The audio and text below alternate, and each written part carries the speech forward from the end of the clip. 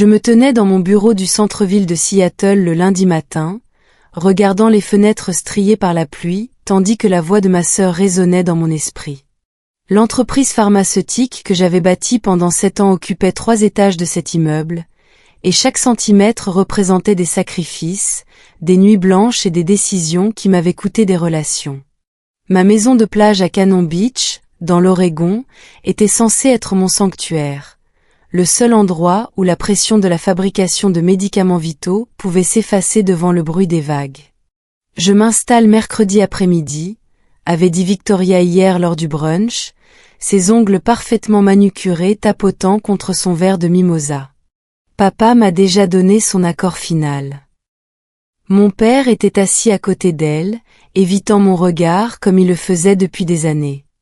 Il hocha lentement la tête, cette expression familière d'indulgence traversant ses traits usés. Victoria avait 41 ans, 12 de plus que moi, et avait passé ses années supplémentaires à perfectionner l'art de la manipulation.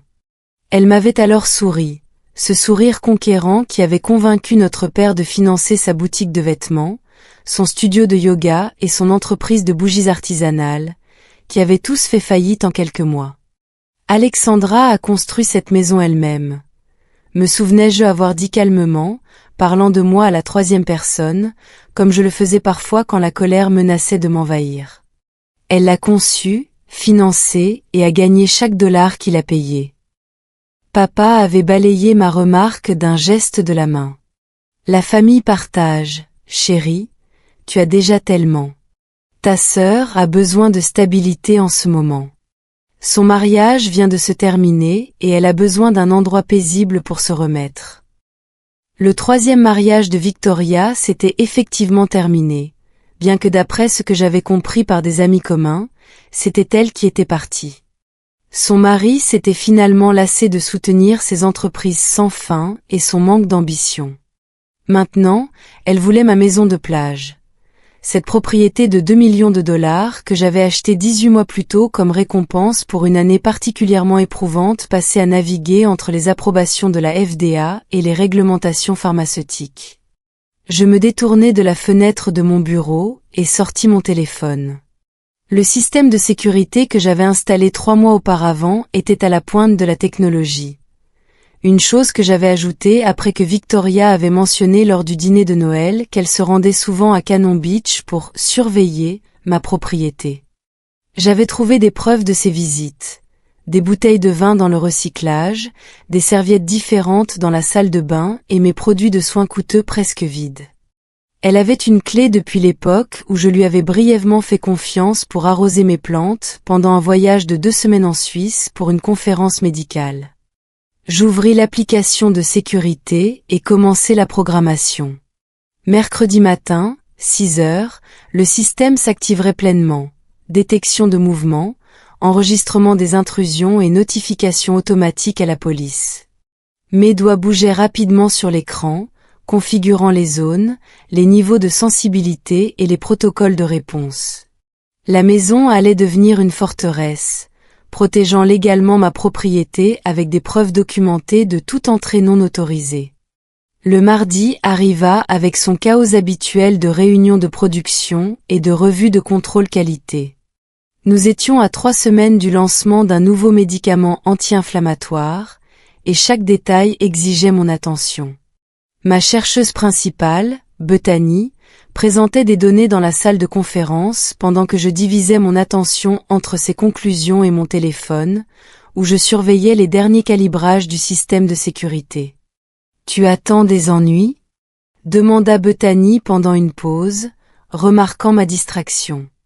Je levai les yeux vers son expression inquiète. Des ennuis familiaux, le genre qui nécessite des preuves écrites. Elle hocha la tête d'un air entendu. Bethany travaillait avec moi depuis 5 ans et avait été témoin d'assez de mes dynamiques familiales lors d'événements de l'entreprise pour comprendre.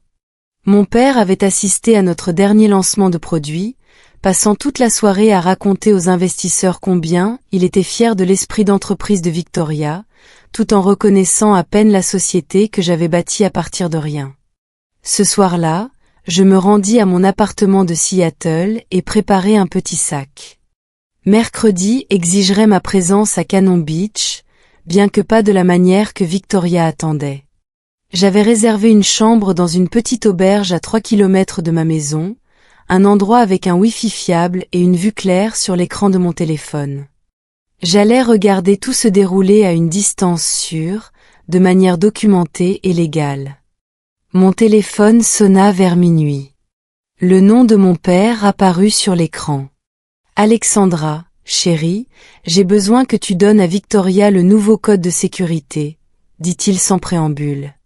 Elle m'a appelé, inquiète que tu aies pu changer les choses. La maison est à moi, papa. Je n'ai jamais accepté cet arrangement. Son soupir portait des décennies de déception.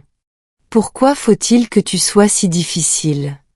Ta sœur traverse une période difficile. Tu as plus qu'assez. Ton entreprise pharmaceutique vaut des millions. Exactement, dis-je doucement. Elle vaut des millions parce que je l'ai bâtie. Tout comme j'ai acheté cette maison avec l'argent de mon travail. La famille aide la famille, Alexandra. Je pensais t'avoir mieux élevé que cet égoïsme. Je raccrochai sans répondre. Le sommeil vint par fragments, interrompu par des rêves de confrontation et des scènes que j'avais passé des années à essayer d'oublier. Victoria empruntant ma voiture à l'université et la rendant avec une aile froissée sans jamais s'excuser. Victoria séjournant temporairement dans mon premier appartement et partant avec mes bijoux et mon petit ami. Victoria convainquant papa d'investir ses économies de retraite dans ses entreprises, promettant des rendements qui ne se sont jamais concrétisés. Le mercredi matin arriva, froid et gris. Je quittai Seattle à 5 heures du matin, roulant vers le sud sous une pluie qui correspondait à mon humeur. Le système de sécurité s'était activé à 6 heures précises, et mon téléphone montrait la maison verrouillée et sous surveillance. Chaque point d'entrée était armé, chaque pièce était surveillée. Les caméras étaient cachées mais complètes, couvrant des angles qui captureraient toute tentative d'entrée. Je m'enregistrai à l'auberge de Cannon Beach à 9 heures, acceptant la clé d'un réceptionniste joyeux qui fit un commentaire sur la météo. Ma chambre ne faisait pas face à l'océan, mais le signal Wi-Fi était fort. Je m'installai au bureau, connectai mon ordinateur portable et ouvris l'interface complète du système de sécurité. Plusieurs écrans montraient différentes vues de ma maison. L'entrée principale avec sa porte sur mesure en bois flotté, la terrasse arrière surplombant la plage, le salon avec ses baies vitrées toute hauteur et la cuisine avec son carrelage italien importé. Tout paraissait exactement comme je l'avais laissé 2 semaines plus tôt lors de ma dernière visite. Les meubles que j'avais soigneusement sélectionnés, les œuvres d'art commandées à des artistes locaux et l'équipement de cuisine dans lequel j'avais investi pendant une phase où je pensais apprendre à cuisiner correctement. Chaque objet représentait un choix, un moment de réussite, une récompense pour le travail épuisant de diriger une entreprise pharmaceutique. Mon téléphone vibra, affichant un SMS de Victoria, un peu en retard. Le trafic était pire que prévu. Je devrais être là vers 14 heures. Tellement hâte d'avoir enfin un peu de paix et de calme. Je fixai le message, notant sa certitude que ma maison était déjà la sienne. Aucune demande, aucune négociation. Juste la certitude que ce qui était à moi deviendrait sien parce qu'il en avait toujours été ainsi. Papa nous avait bien formés toutes les deux, Victoria à tendre et moi à fournir. Sauf que j'avais passé les 7 dernières années à désapprendre ces leçons, bâtissant une entreprise qui ne rendait de compte à personne d'autre qu'à moi-même et aux patients qui avaient besoin de nos médicaments. La matinée s'étira. Je travaillais sur mon ordinateur, révisant les calendriers de production et répondant aux emails de mon équipe. Bethany envoya des mises à jour sur nos tests de formulation. Notre directeur financier transmit les projections pour le prochain trimestre. Mon assistante me rappela une réunion avec des investisseurs potentiels prévus pour vendredi. Les affaires normales continuaient pendant que j'attendais que la crise personnelle éclate. À 13h30, un véhicule apparut sur mon flux de sécurité. Pas la voiture de Victoria, mais un camion de déménagement. Je me penchai en avant, regardant le camion s'engager dans mon allée. 2 hommes en descendirent, suivis par Victoria en tenue de sport de marque qui coûtait probablement plus cher que le loyer mensuel de la plupart des gens.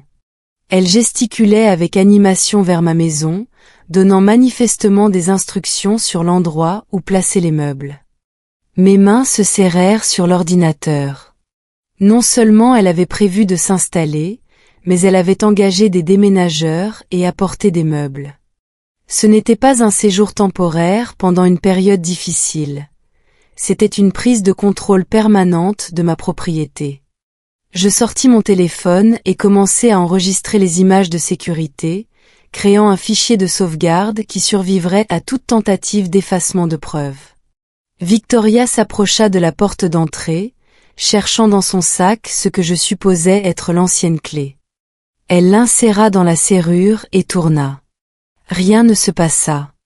Elle essaya de nouveau, secouant la clé avec une frustration croissante. La caméra de sécurité captura son expression passant de l'assurance à la confusion, puis à l'irritation. Elle sortit son téléphone. Mon téléphone sonna quelques secondes plus tard. Je rejetai l'appel. Il sonna de nouveau immédiatement. Rejeté. Un SMS apparut. Alexandra, la clé ne fonctionne pas. Tu as changé les verrous? Très drôle. Laisse-moi entrer maintenant. Je la regardai sur l'écran, faisant les 100 pas sur ma terrasse avant, le téléphone pressé contre son oreille. Elle appelait probablement papa. Les déménageurs se tenaient près de leur camion, l'air incertain. L'un d'eux regarda sa montre.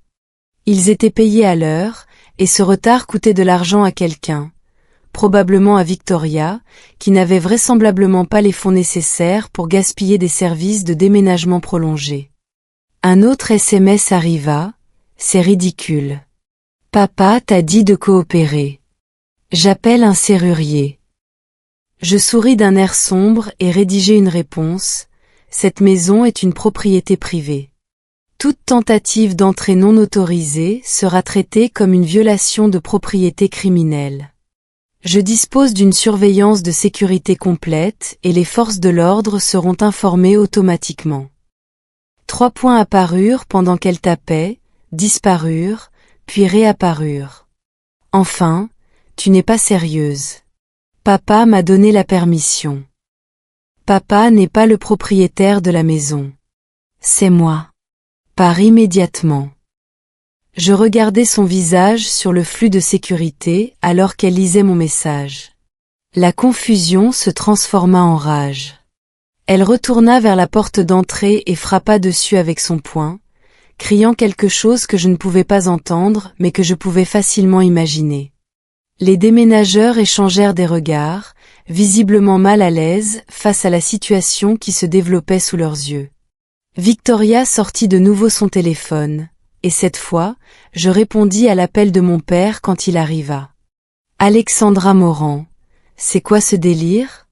Sa voix portait ce ton qui, autrefois, me poussait à m'excuser d'exister. Ta sœur est dehors dans le froid, et tu as changé les serrous comme une enfant rancunière. Je protège ma propriété contre un accès non autorisé. C'est ta sœur. Je lui ai dit qu'elle pouvait rester là. Tu n'as aucun droit de lui refuser cette gentillesse élémentaire. En fait, j'ai tous les droits. C'est ma maison. Mon nom est sur l'acte. C'est mon argent qui l'a acheté. Après tout ce que cette famille a fait pour toi. Qu'est-ce que cette famille a fait pour moi, papa? L'interrompis-je, regardant Victoria gesticuler sauvagement vers les déménageurs. Rappelle-le-moi. Était-ce quand tu as donné à Victoria mon fonds pour l'université parce que son entreprise avait besoin de capital? Était-ce quand tu as raté ma remise de diplôme de fin d'études parce que Victoria traversait une crise? Était-ce quand tu as dit aux investisseurs lors du lancement de ma société que mon succès était dû à la chance et aux valeurs familiales que tu m'avais inculquées? Le silence s'étira sur la ligne. Sur mon écran, Victoria était maintenant assise sur les marches de l'entrée, la tête dans les mains. Les déménageurs s'étaient repliés vers leur camion, décidant probablement s'il fallait partir. « Tu es devenu dur », dit finalement papa. « L'argent t'a rendu cruel. »« Non », répondis-je doucement. « Les limites m'ont rendu saine d'esprit. Victoria doit quitter ma propriété maintenant, sinon j'appellerai la police moi-même. » Je raccrochai et regardai l'écran. Victoria resta sur mes marches pendant encore 10 minutes, alternant entre appels téléphoniques et regards fixés sur la porte, comme si la seule volonté pouvait l'ouvrir. Les déménageurs s'approchèrent enfin d'elle, et je pus voir que la conversation ne se passait pas bien. L'un d'eux désigna sa montre, puis le camion. Ils avaient besoin d'une décision. Victoria se leva brusquement et se dirigea vers le camion, cherchant quelque chose à l'intérieur. Elle revint avec un petit sac, ce qui ressemblait à un nécessaire de nuit. J'eus le souffle coupé. Elle ne comptait pas abandonner. Elle posa le sac sur la terrasse et fit le tour de ma maison, essayant les fenêtres. Chaque fenêtre était verrouillée, chacune était surveillée. Elle tira sur la porte vitrée coulissante arrière qui menait à la terrasse. Rien ne bougea. J'ouvris le flux audio du système de sécurité, activant la communication bidirectionnelle via la caméra de la sonnette. Victoria était de retour à la porte d'entrée, téléphone en main, envoyant probablement un autre SMS à papa. J'appuyai sur le bouton du haut-parleur. « C'est ton dernier avertissement, Victoria. Tu te trouves sur une propriété privée sans autorisation. Pars maintenant, ou les forces de l'ordre seront contactées automatiquement dans 60 secondes. » Sa tête se redressa brusquement, cherchant la source de ma voix. Elle repéra la caméra et se plaça directement devant. « Tu vas vraiment faire ça ?» cria-t-elle. « Tu vas vraiment appeler les flics contre ta propre sœur ? Je vais vraiment protéger ma propriété contre quelqu'un qui n'a jamais été invité et qui refuse de respecter des limites claires. Papa m'a invité. Il en a tout à fait le droit. Papa n'a aucun droit sur cette propriété. Aucun. Zéro. Cette maison est uniquement à mon nom, achetée avec mes revenus, entretenue avec mon argent. Tu n'as jamais reçu la permission de séjourner ici, et tu n'as certainement jamais reçu la permission de t'installer définitivement avec des meubles. » Le visage de Victoria se crispa de fureur. « Tu te crois tellement supérieur aux autres parce que tu as de l'argent. Tu as toujours été comme ça, égoïste et hautaine. Je pense être quelqu'un qui a travaillé pour ce qu'il a et qui est fatigué de regarder les autres essayer de s'en emparer. » Les déménageurs étaient remontés dans leur camion, manifestement lassés par le mélodrame en cours. Ils s'éloignèrent lentement, laissant Victoria seule dans mon allée avec son sac de nuit. Elle les regarda partir, puis se tourna de nouveau vers la caméra. « Je n'ai nulle part où aller, » dit-elle, et je perçus le changement dans son ton.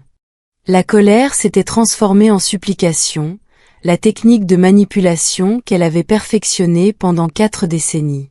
« Mon mariage est fini. Je suis fauchée. J'ai besoin de temps pour y voir clair. Tu as tellement, Alexandra. Ne peux-tu pas partager juste cette petite chose ?»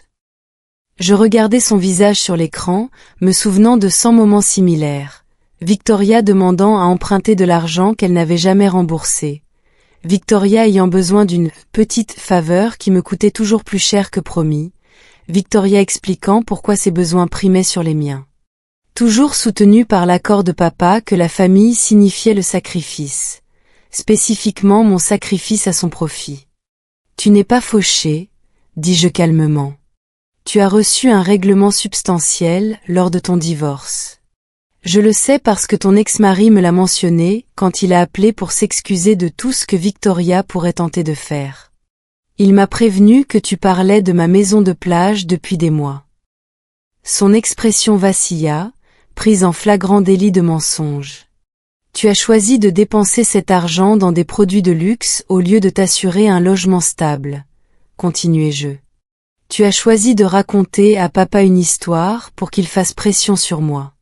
Tu as choisi d'engager des déménageurs et de planifier une prise de contrôle permanente de ma propriété sans mon consentement. C'était tes choix.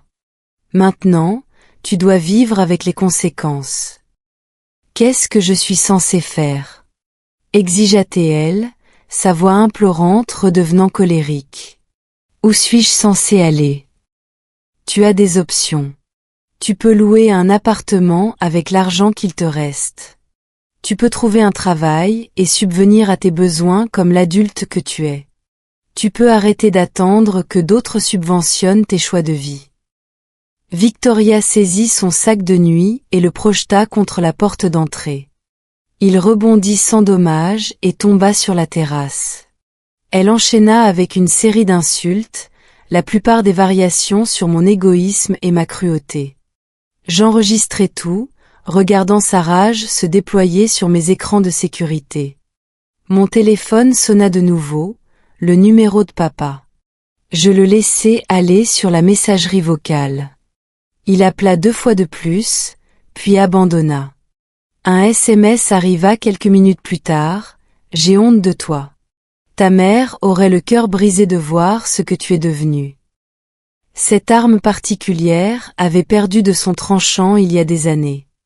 Ma mère était morte quand j'avais 15 ans. Trop tôt pour me voir bâtir quoi que ce soit, trop tôt pour être témoin du schéma destructeur de Victoria. Papa aimait invoquer sa mémoire dès qu'il voulait que je me sente coupable. Mais la vérité était que maman avait été la seule personne à encourager mes ambitions, à me dire que prendre soin de moi n'était pas égoïste mais nécessaire. Victoria fit un dernier tour de la maison, vérifiant chaque point d'entrée potentiel. Elle essaya la porte du garage, testa de nouveau les fenêtres, essaya même de retirer une moustiquaire pour voir si une fenêtre était restée déverrouillée. Chaque point d'accès tint bon. Enfin, elle revint sur la terrasse avant, récupéra son sac jeté au sol et sortit son téléphone. Elle commanda un VTC, je suppose, car elle resta là à attendre 15 minutes avant qu'une voiture n'arrive. Avant de partir, elle se tourna vers la caméra une dernière fois. « Tu le regretteras, » dit-elle froidement. « Papa ne te pardonnera jamais. Je m'assurerai que tout le monde sache comment tu as abandonné ta famille quand elle avait le plus besoin de toi. » Je prends ce risque, répondis-je via le haut-parleur. Adieu, Victoria. Elle monta dans le véhicule et disparut au bout de la route. Je regardai jusqu'à ce que la voiture disparaisse complètement, puis je m'adossai à mon fauteuil et relâchai un souffle que je n'avais pas réalisé retenir. Mes mains tremblaient légèrement, l'adrénaline et le soulagement se mélangeant dans mon sang. La maison restait sécurisée, intacte, à moi. Le système de sécurité avait tout documenté, l'arrivée de Victoria, ses tentatives d'entrée, sa rage, ses menaces. Des preuves existaient désormais, des preuves concrètes et irréfutables que je n'avais pas imaginé les schémas que j'avais passé des années à essayer de fuir. Le reste du mercredi se passa dans un calme étrange qui semblait presque surréel. Je restai à l'auberge, surveillant les flux de sécurité et traitant mes emails professionnels, regardant ma maison rester vide et protégée. Le soir, je me rendis dans un petit restaurant près de la plage et commandai des tacos au poisson, mangeant lentement tandis que la pluie tambourinait contre les vitres. Mon téléphone resta silencieux. Papa ne rappela pas, et Victoria n'envoya plus de messages. Le jeudi matin, je me réveillai avec 17 appels manqués, tous provenant du numéro de papa à partir de 6 heures du matin. L'indicateur de messagerie montrait 6 nouveaux messages. Je les écoutais tout en buvant un café dans la petite salle de petit déjeuner de l'auberge, regardant les habitants et les touristes naviguer dans la matinée grise. Le premier message était la voix de mon père, tendue par une colère à peine contenue. « Alexandra, rappelle-moi immédiatement. Ta sœur a passé la nuit dans un hôtel qu'elle ne peut pas se permettre et c'est de ta faute. » Le deuxième escaladait. « J'ai parlé à ta tante Patricia. Elle convient que ce comportement est inacceptable. La famille n'abandonne pas la famille.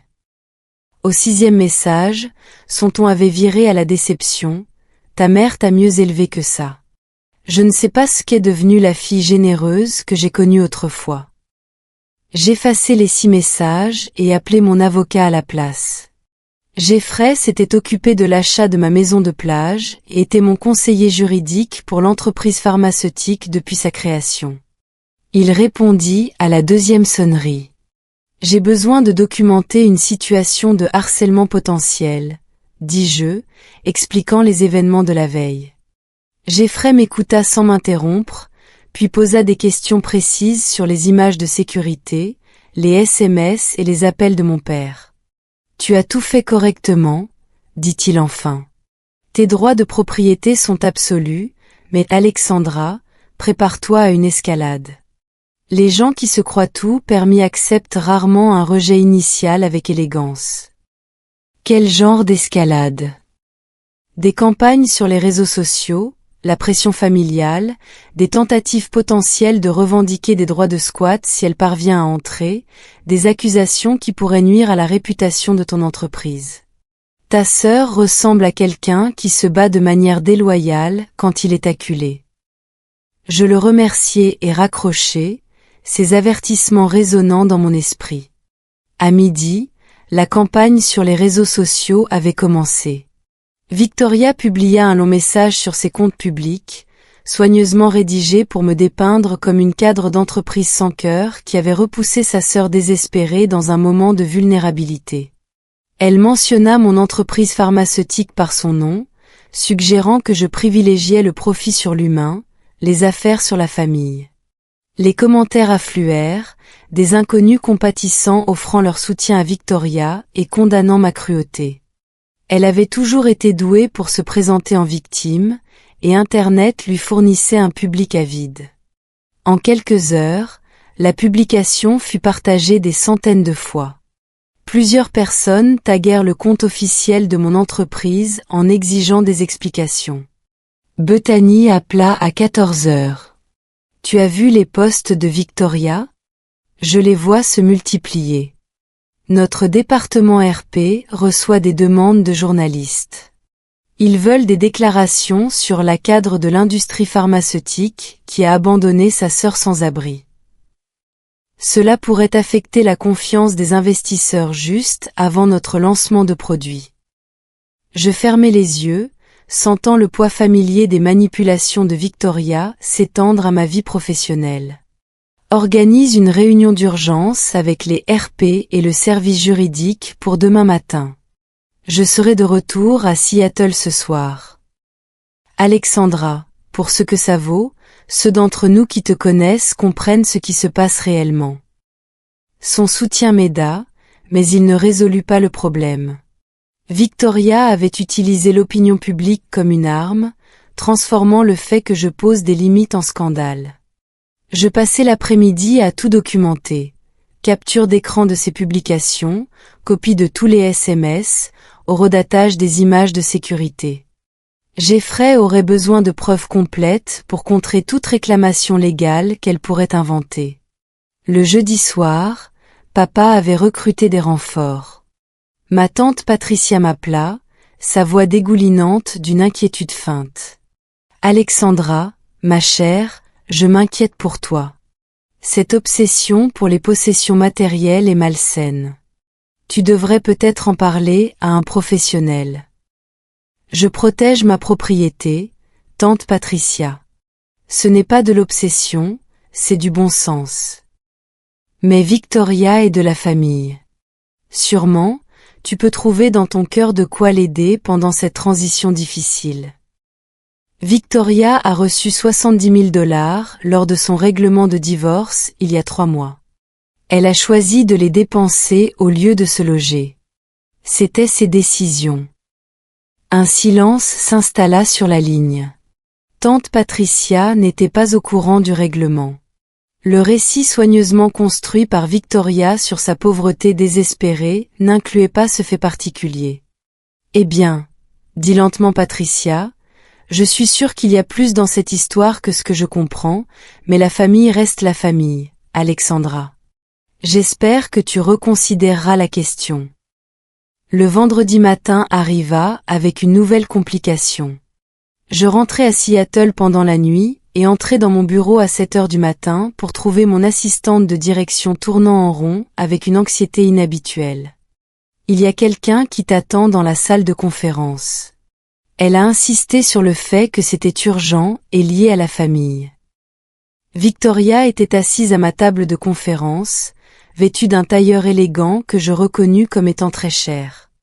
Elle leva les yeux quand j'entrai, son expression passant de la détermination à une chaleur feinte. « Alexandra, je savais que tu me recevrais si je venais sur ton lieu de travail. Nous devons parler, vraiment parler, sans toute cette technologie et cette distance entre nous. Comment as-tu passé la sécurité du bâtiment ? Je leur ai dit que j'étais ta sœur et que c'était une urgence. Ils ont été très compréhensifs une fois que j'ai expliqué à quel point j'étais inquiète pour toi. Je sortis mon téléphone et envoyai un SMS à la sécurité du bâtiment, signalant Victoria comme non autorisée et demandant son retrait de la liste des visiteurs. Puis je m'assis en face d'elle, maintenant une distance professionnelle. Tu as 5 minutes avant que je demande à la sécurité de t'escorter dehors. Le sourire de Victoria se crispa. C'est comme ça que tu accueilles ta sœur après que j'ai fait tout ce chemin pour une réconciliation ? Tu es venue ici pour me manipuler devant mes employés. Qu'est-ce que tu veux, Victoria ? Je veux que nous travaillions ensemble sur ce point. Papa est dévasté. Tu as déchiré la famille pour une maison que tu utilises à peine. Laisse-moi juste y rester pendant 6 mois, le temps que je me remette sur pied. 6 mois, Alexandra. Sûrement, ce n'est pas trop demandé. Tu avais prévu de t'installer définitivement. Tu avais engagé des déménageurs avec des meubles. J'étais optimiste. Mais je peux faire un compromis. 6 mois et je partirai paisiblement. Tu ne sauras même pas que je suis là. J'étudiai son visage, voyant le calcul derrière ses yeux implorants. Victoria négociait, ce qui signifiait qu'elle était désespérée. Les frais d'hôtel vidaient probablement ses fonds restant plus vite que prévu. Elle n'avait pas besoin de ma maison de plage pour la paix et la guérison, mais pour un hébergement de luxe gratuit le temps de préparer son coup suivant. Non. Juste comme ça ? Tu ne veux même pas y réfléchir ? Je ne négocie pas avec des gens qui essaient de voler ma propriété, puis lancent des campagnes publiques pour nuire à ma réputation quand le vol échoue.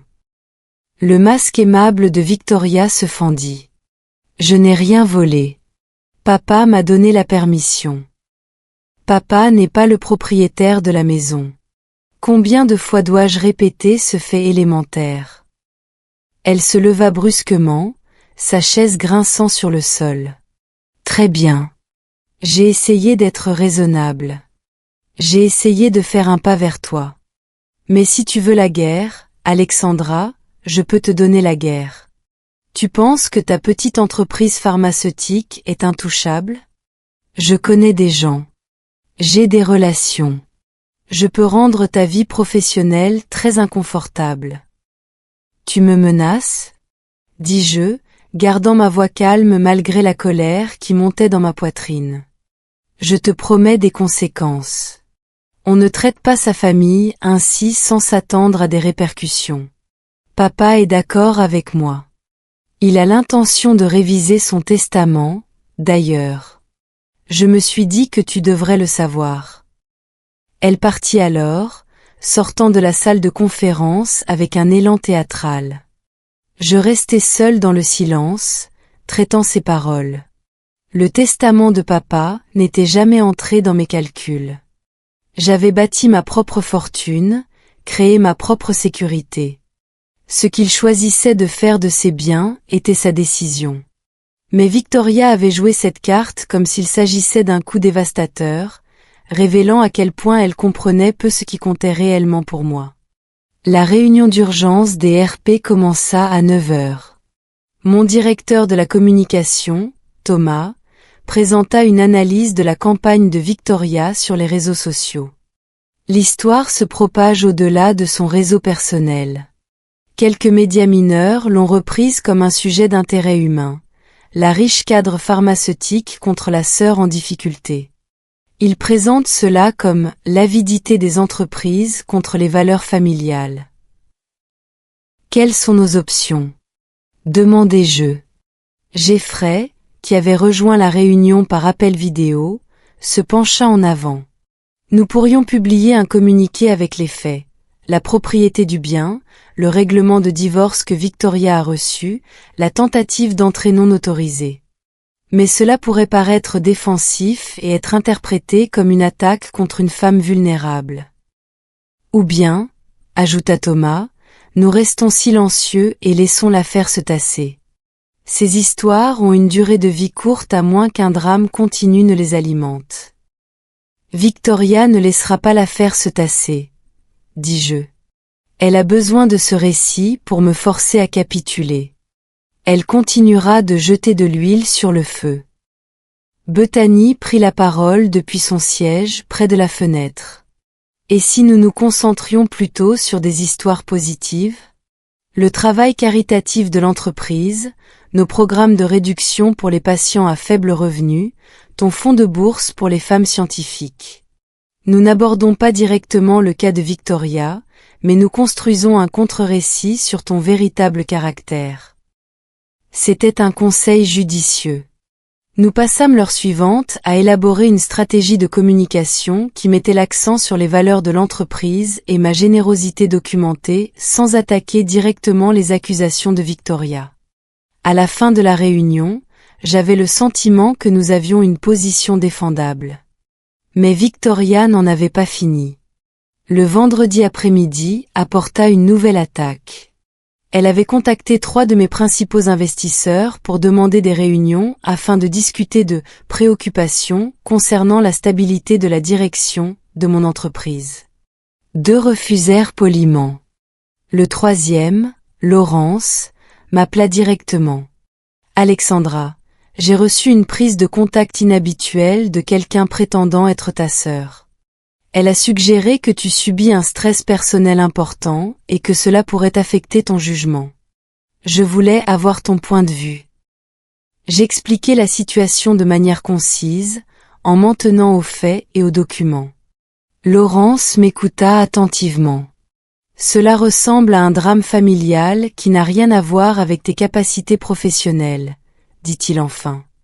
J'apprécie que tu sois direct avec moi. Pour ce que ça vaut, tes antécédents parlent d'eux-mêmes. Je ne suis pas inquiet. Merci, Laurence. Mais Alexandra, sois prudente. Les gens qui se battent de cette façon ne s'arrêtent souvent pas avant d'avoir tout brûlé. Protège-toi.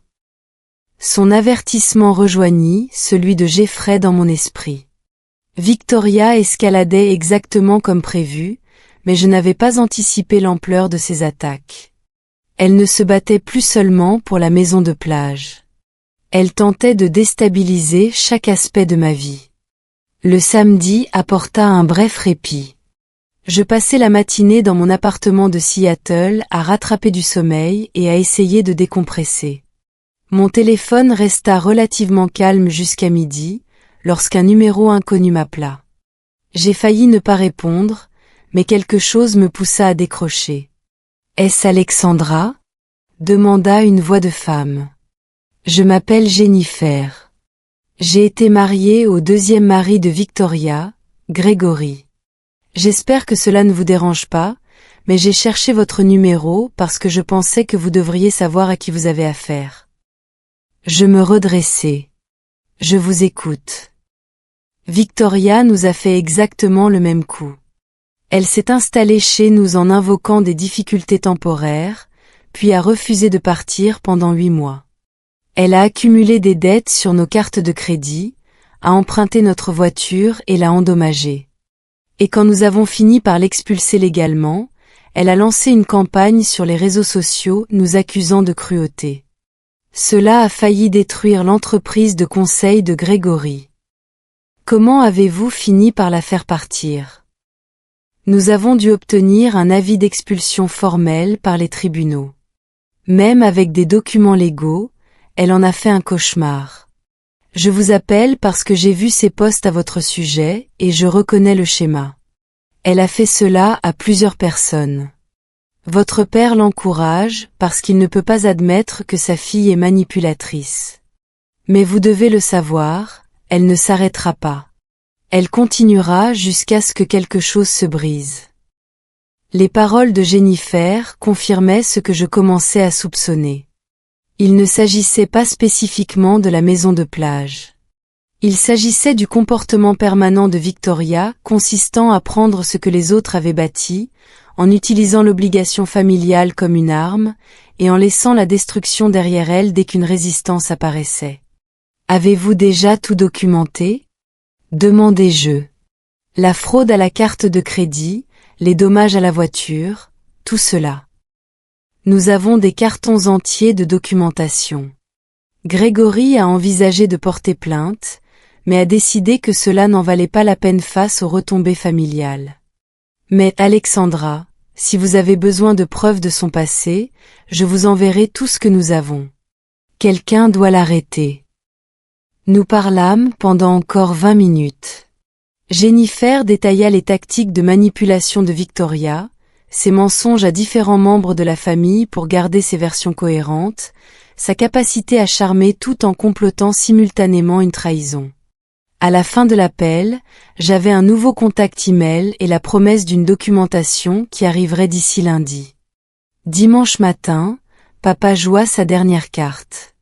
Il se présenta à mon immeuble sans prévenir, convainquant le concierge de m'appeler pour me demander de descendre. Je le trouvai dans le hall, paraissant plus vieux et plus fatigué que dans mes souvenirs. « Pouvons-nous parler ?» demanda-t-il calmement. « Vraiment parler ? Pas par téléphone ou par la colère. » Nous marchâmes jusqu'à un café voisin et nous installâmes dans un box dans un coin. Papa commanda un café noir et le fixa longuement avant de prendre la parole. « Ta mère disait toujours que je gâtais Victoria, » dit-il enfin.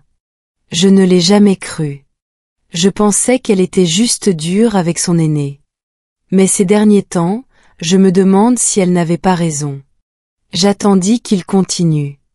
Victoria m'a appelé hier soir en pleurant. Elle loge chez Patricia, qui a apparemment mentionné quelque chose à propos d'un règlement de divorce. J'ai posé la question directement à Victoria, et elle a admis avoir reçu de l'argent, pas mal d'argent. Elle a dit qu'elle l'avait investi dans des opportunités commerciales, mais quand j'ai insisté pour avoir des détails, elle s'est mise sur la défensive et a raccroché. Elle l'a dépensé en vêtements de marque et en hôtels de luxe, dis-je. Il n'y avait aucune opportunité commerciale. Les mains de papa se serrèrent autour de sa tasse de café. J'ai trouvé des excuses pour elle pendant 4 décennies. Chaque échec commercial, chaque rupture, chaque fois qu'elle avait besoin d'être sauvée. Je me disais qu'elle n'avait juste pas de chance, qu'elle avait juste besoin de plus de soutien. Mais en me tenant dans le hall de ton immeuble, j'ai réalisé quelque chose. Je ne sais même pas ce que Victoria fait de son temps.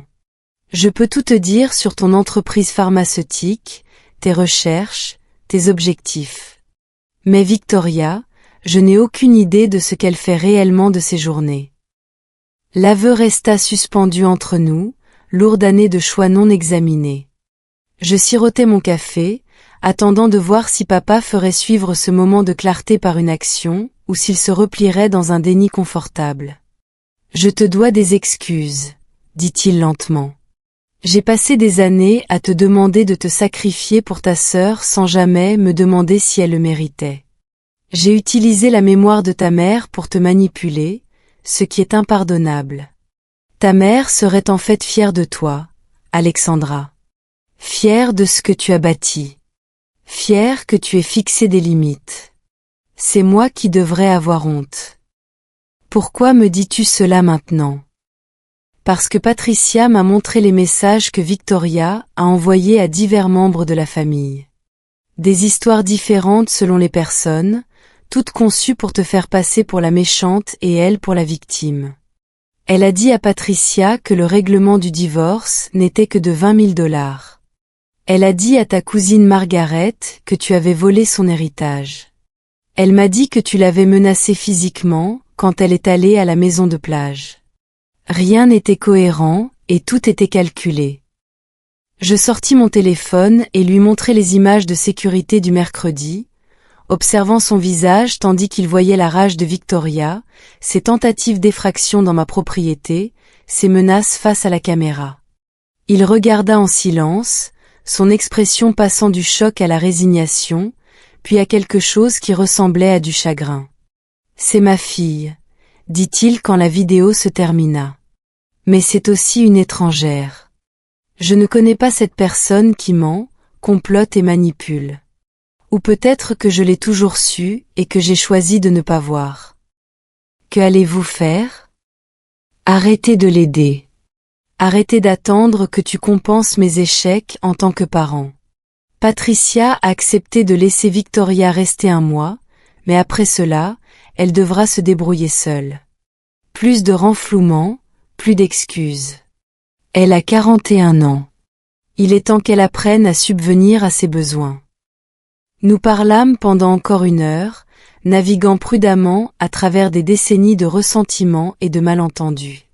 Papa posa des questions sur mon entreprise, écoutant réellement mes réponses au lieu d'attendre de rediriger la conversation vers Victoria.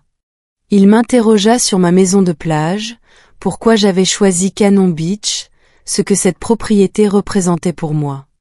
Des questions simples qu'il aurait dû poser il y a des années, mais qu'il n'avait jamais posées.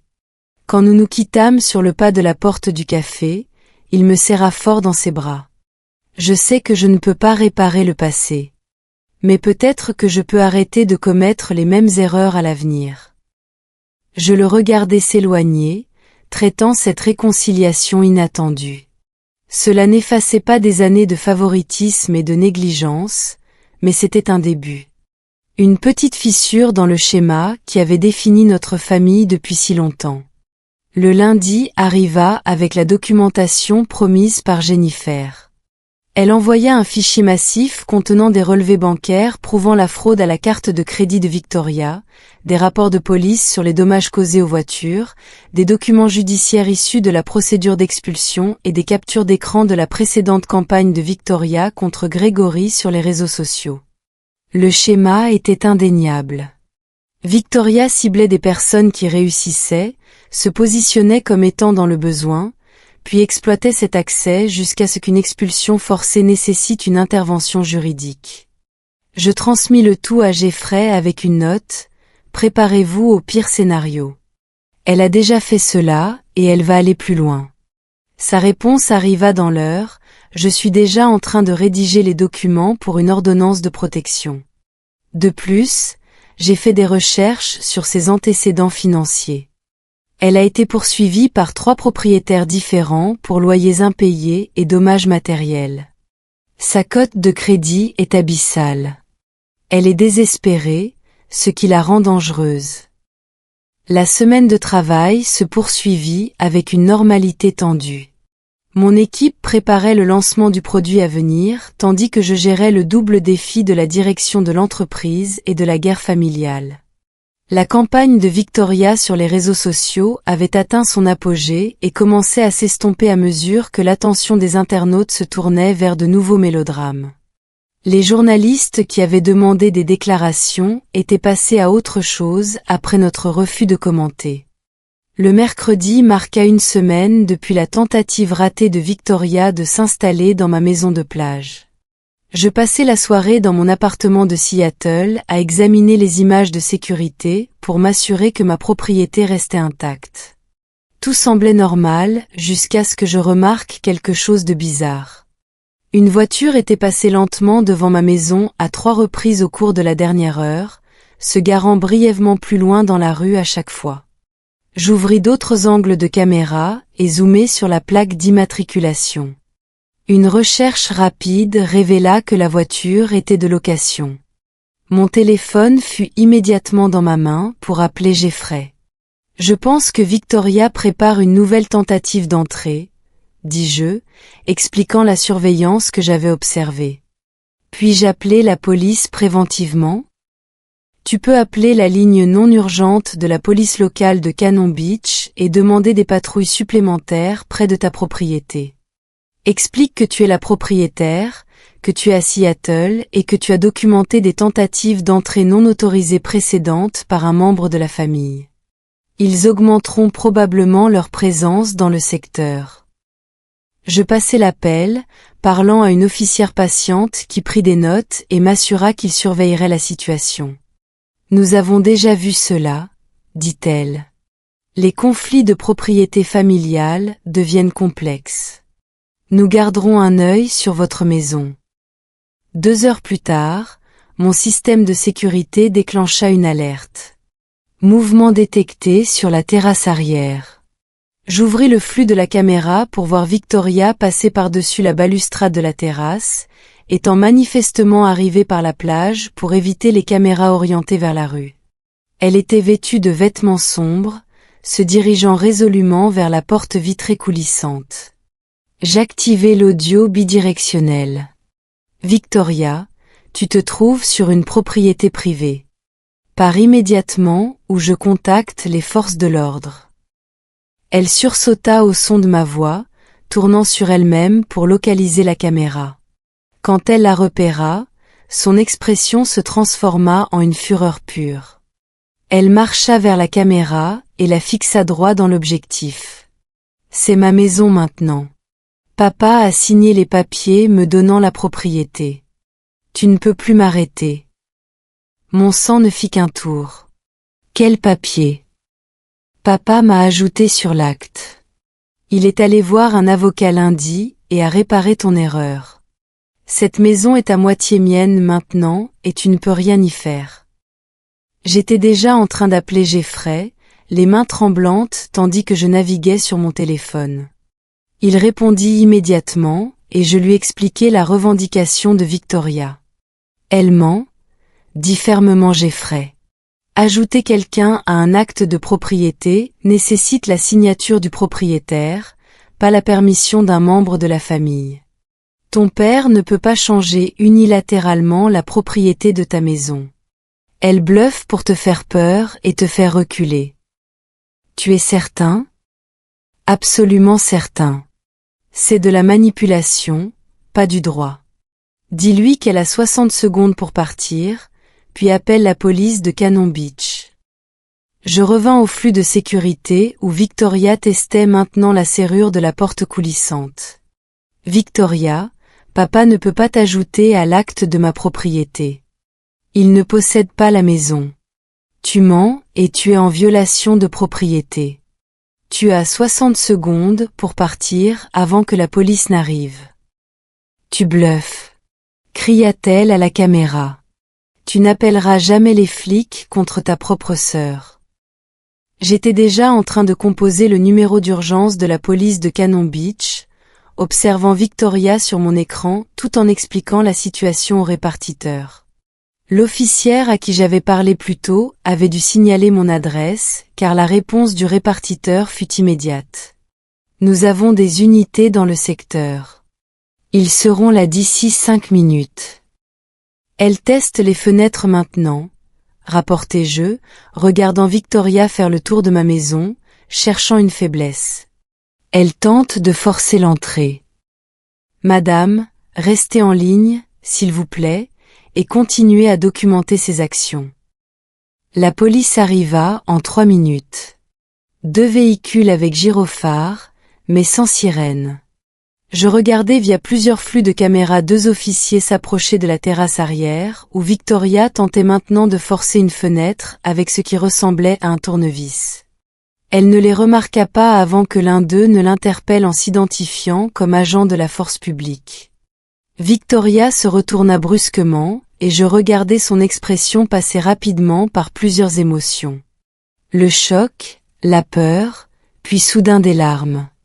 Elle lâcha le tournevis et se couvrit le visage de ses mains, ses épaules secouées par ce qui semblait être des sanglots.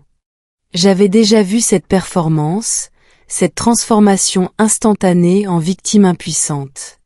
Messieurs, Dieu merci vous êtes là, s'écria-t-elle, la voix brisée de manière convaincante. Ma sœur m'a enfermée dehors, hors de notre propriété familiale. J'essayais de récupérer mes affaires, mais elle a changé toutes les serrures. Je ne savais pas quoi faire d'autre. Un officier s'approcha d'elle avec prudence, tandis que l'autre inspectait la propriété. Madame, la propriétaire de cet immeuble nous a appelés. Elle déclare que vous n'avez pas la permission d'être ici. La propriétaire est ma sœur et elle est vindicative à cause d'un désaccord familial. Notre père m'a donné la permission de rester ici. C'est une affaire de famille, pas une affaire de police. Je pris la parole via le haut-parleur de la caméra de la sonnette, ma voix calme et claire. Messieurs les officiers, je suis la seule propriétaire de cette propriété. Je suis actuellement à Seattle, mais je surveille mon système de sécurité. Cette femme est ma sœur, Victoria, et elle n'a aucun droit légal sur cette maison. Elle a tenté de s'installer mercredi dernier sans permission, et je lui ai refusé l'entrée. Elle tente maintenant une entrée forcée, que j'ai documentée en vidéo. L'officier leva les yeux vers la caméra, hochant légèrement la tête. Madame, pouvez-vous fournir une preuve de propriété? Je vais envoyer immédiatement les copies de l'acte, les relevés de taxes foncières et les documents d'hypothèque à votre département par email. Les coordonnées de mon avocat sont Jeffrey Morrison, du cabinet Morrison Legal Group à Seattle. Il peut tout vérifier. Les pleurs de Victoria redoublèrent. C'est ridicule. C'est ma sœur. Pourquoi me traitez-vous comme une criminelle? Madame, avez-vous un document montrant l'autorisation d'être sur cette propriété? Demanda le deuxième officier, revenant de son inspection des points de tentative d'effraction. Mon père m'a donné une autorisation verbale. Il est copropriétaire de la propriété familiale. Son nom figure-t-il sur l'acte? Victoria hésita. Non, mais... alors il ne peut pas accorder de permission d'accès. Le ton de l'officier resta professionnel mais ferme. Avez-vous des clés fournies par le véritable propriétaire? J'ai des clés. Victoria sortit triomphalement un trousseau de sa poche. Vous voyez, j'ai les clés de cette maison. Ces clés ne fonctionnent plus, dis-je via le haut-parleur.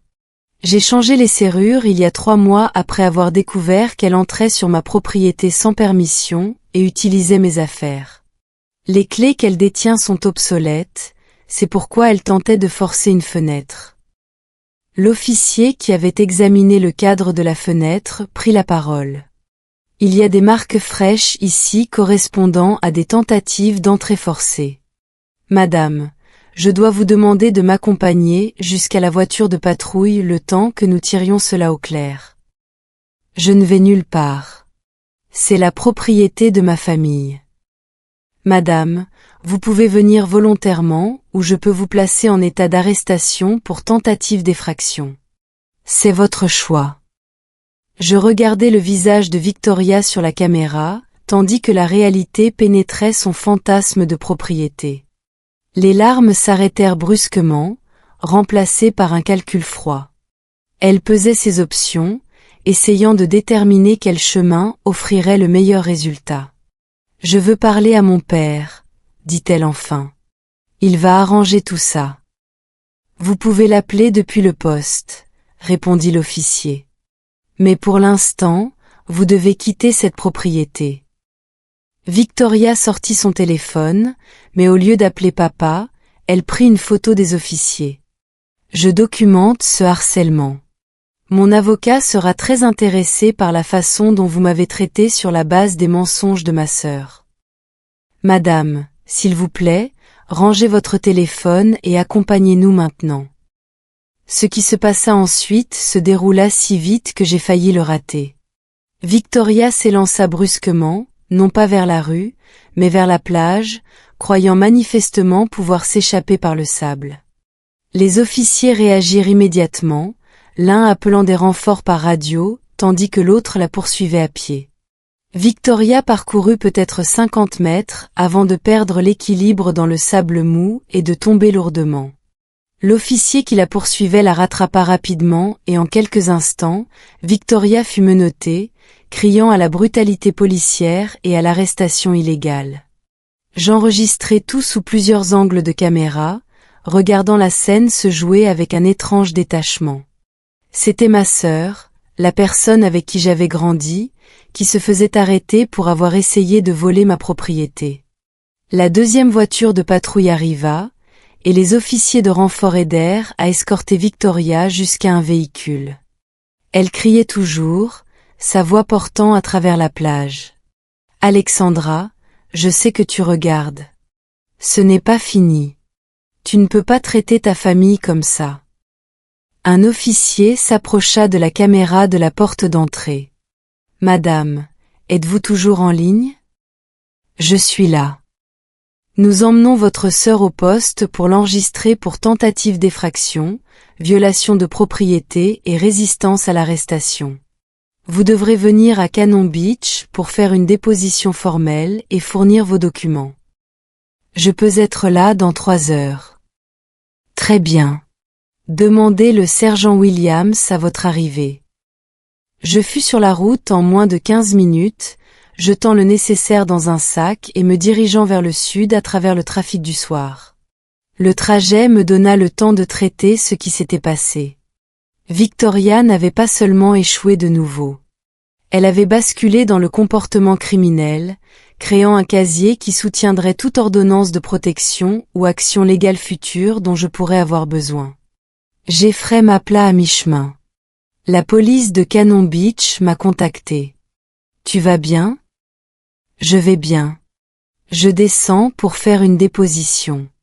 Je leur ai déjà envoyé toute la documentation qu'ils ont demandée.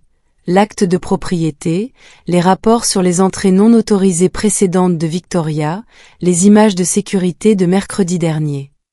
Ils montent un dossier solide pour des poursuites si tu choisis de porter plainte. Je porte plainte. Les mots sortirent fermes, certains. Cela doit cesser. Et apparemment, les conséquences juridiques sont le seul langage que Victoria comprenne. Bien. Je te rejoins au poste de police. Ne signe rien et n'accepte rien sans ma présence. Le poste de police de Cannon Beach était petit, le genre de département local qui traitait probablement plus de plaintes de touristes que de crimes contre la propriété. Le sergent Williams m'accueillit dans le hall, une femme d'une 50aine d'années à l'air aguerri qui exhalait une autorité compétente. Jeffrey arriva quelques instants plus tard, et nous la suivîmes dans une salle d'entretien. Votre sœur prétend qu'il s'agit d'un malentendu, commença le sergent Williams. Elle soutient que votre père lui a donné la permission, et elle croit qu'elle avait le droit légal d'accéder à la propriété. Mon père ne possède aucune part de la propriété, répondis-je, faisant glisser les documents sur la table. Je suis la seule propriétaire, comme indiqué ici. Victoria savait qu'elle n'avait pas d'autorisation, c'est pourquoi elle a tenté une entrée forcée au lieu d'utiliser simplement ses clés. Les clés en sa possession ne fonctionnent pas sur vos serrures ? C'est exact. J'ai changé les serrures il y a 3 mois précisément parce qu'elle entrait sans permission. Nous passâmes 1 heure à examiner les preuves, à retracer la chronologie des événements et à documenter l'escalade du comportement de Victoria. Le sergent Williams prenait des notes régulièrement, posant occasionnellement des questions de précision. Quand nous eûmes terminé, elle s'adossa à sa chaise. Ce n'est clairement pas un malentendu. Votre sœur savait qu'elle n'avait pas de droit d'accès et a tenté de contourner votre sécurité par la tromperie et la force. La question est, comment voulez-vous procéder ? Des poursuites complètes, dis-je. Je veux que chaque chef d'inculpation possible soit retenu et poursuivi.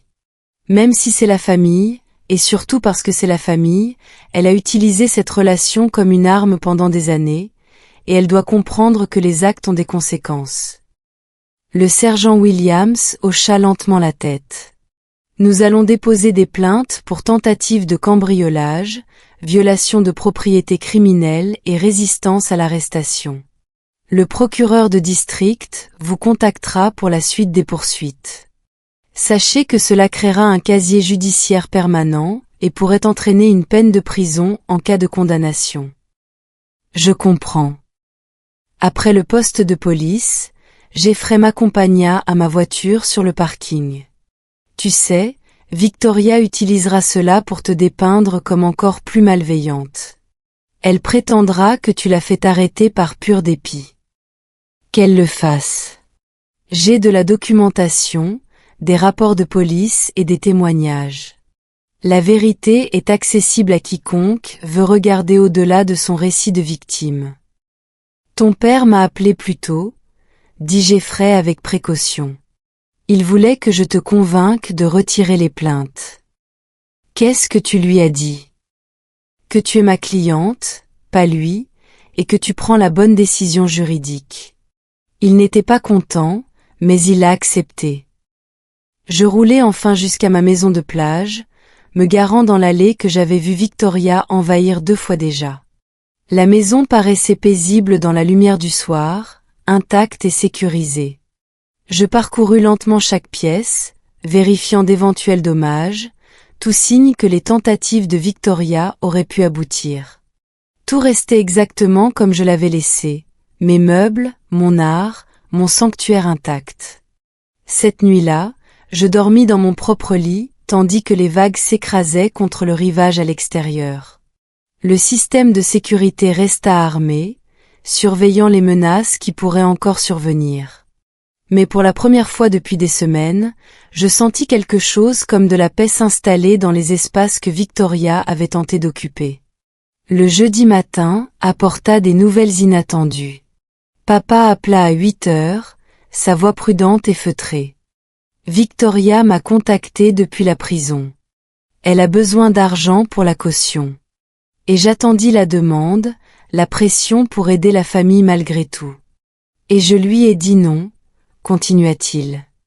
Je lui ai dit qu'elle avait créé cette situation par ses propres choix et qu'elle devait en assumer les conséquences. Patricia refuse également d'aider. Victoria va devoir utiliser l'argent qui lui reste pour sa caution et sa défense juridique. Je suis surprise. Les mots semblaient inadéquats face à l'ampleur de ce que papa disait. J'aurais dû faire cela il y a des années, des décennies. Ta mère a essayé de me le dire, mais je n'ai pas écouté. J'écoute maintenant. Alexandra, je suis désolée que cela ait pris autant de temps. Après avoir raccroché, je m'assis sur ma terrasse, regardant les oiseaux de mer tournoyer dans le ciel du matin. L'air sentait le sel et la possibilité. Mon téléphone vibra, affichant des messages de mon équipe à Seattle. Le lancement du produit se déroulait parfaitement. Les premières critiques étaient exceptionnelles. Les investisseurs étaient satisfaits de la réaction initiale du marché. La vie continuait d'avancer malgré les tentatives de Victoria de la faire dérailler. Mon entreprise prospérait parce que je l'avais bâtie sur des fondations solides, pas sur des obligations familiales ou un succès emprunté. Ma maison restait sécurisée parce que je l'avais gagnée et protégée avec des limites que Victoria n'avait jamais appris à respecter. Les semaines qui suivirent l'arrestation de Victoria apportèrent une clarté étrange à ma vie. La tension constante d'attendre sa prochaine attaque se dissipa, remplacée par le rythme simple de la direction de mon entreprise et de mes visites occasionnelles à mon sanctuaire de plage. La procédure judiciaire avança régulièrement. Victoria plaida non coupable, affirmant qu'elle avait sincèrement cru que la permission verbale de papa lui accordait des droits d'accès. Le procureur, armé de ma documentation et des images de sécurité, ne fut pas impressionné par sa défense. Papa et moi reconstruisîmes notre relation lentement, avec soin. Il assista à un événement de lancement de produits à Seattle, restant ensuite pour visiter les installations proprement pour la première fois. Il posa des questions intelligentes sur nos processus de recherche et de fabrication, écouta les membres de mon équipe décrire leur travail, et ne fit aucune mention des exploits ou des besoins de Victoria. C'était l'attention dont j'avais rêvé pendant des années, arrivant tardivement mais sincère. Ta mère aurait adoré voir cela, dit-il alors que nous traversions les laboratoires de recherche où l'équipe de Bethany développait de nouvelles formulations. Elle disait toujours que tu avais la détermination nécessaire pour changer le monde. J'aurais aimé la croire plus tôt. Le procès de Victoria fut fixé pour début décembre. Son avocat commis d'office contacta Jeffrey pour discuter d'un accord de plaidoyer. Un plaidoyer de culpabilité pour violation de propriété criminelle en échange de l'abandon des charges de cambriolage et de résistance à l'arrestation. La peine recommandée serait la mise à l'épreuve, des travaux d'intérêt général et une ordonnance de protection permanente l'empêchant de s'approcher à moins de 150 mètres de moi ou de mes propriétés. C'est une offre raisonnable, dit Jeffrey lors de notre appel de consultation.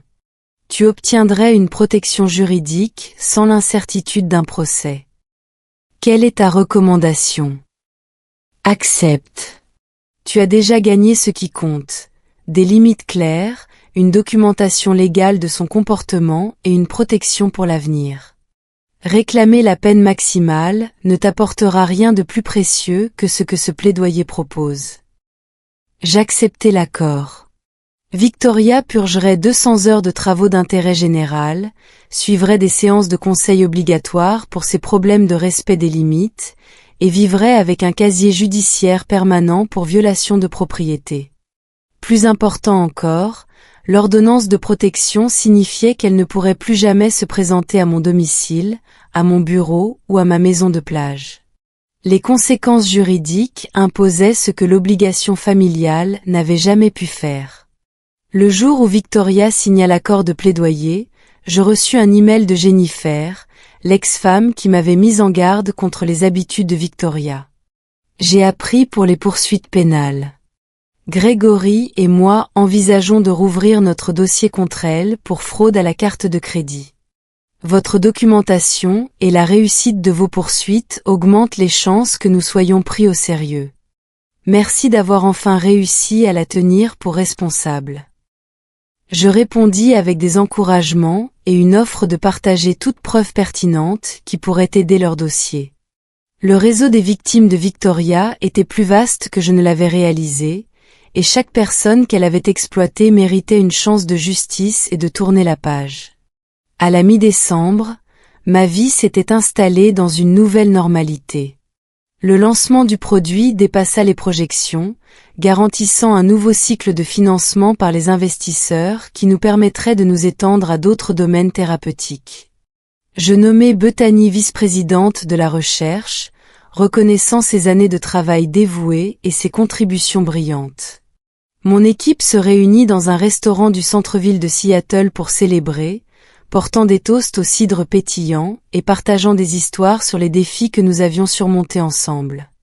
À Alexandra, dit Thomas en levant son verre, pour avoir bâti une entreprise qui se soucie réellement des patients, pas seulement des profits. À la survie face aux drames familiaux sans perdre la tête, ajouta Bethany avec un sourire entendu. Je levai mon propre verre, regardant autour de moi les personnes qui avaient choisi de travailler avec moi, qui respectaient ce que j'avais bâti, qui comprenaient que le succès exigeait des limites et des principes. À nous tous, pour avoir choisi le chemin difficile, mais juste plutôt que la facilité malhonnête. La semaine avant Noël, je passai 5 jours dans ma maison de plage. Le temps était froid et gris, la pluie intermittente, les touristes rares, des conditions parfaites pour la solitude et la réflexion. Je marchais sur la plage chaque matin, regardant les vagues remodeler le sable, pensant à l'année qui s'était écoulée et à la version de moi-même qui était ressortie du conflit. Victoria avait tenté de prendre ce que j'avais bâti, utilisant l'obligation familiale comme justification pour un vol. Elle avait échoué parce que j'avais enfin compris une chose essentielle.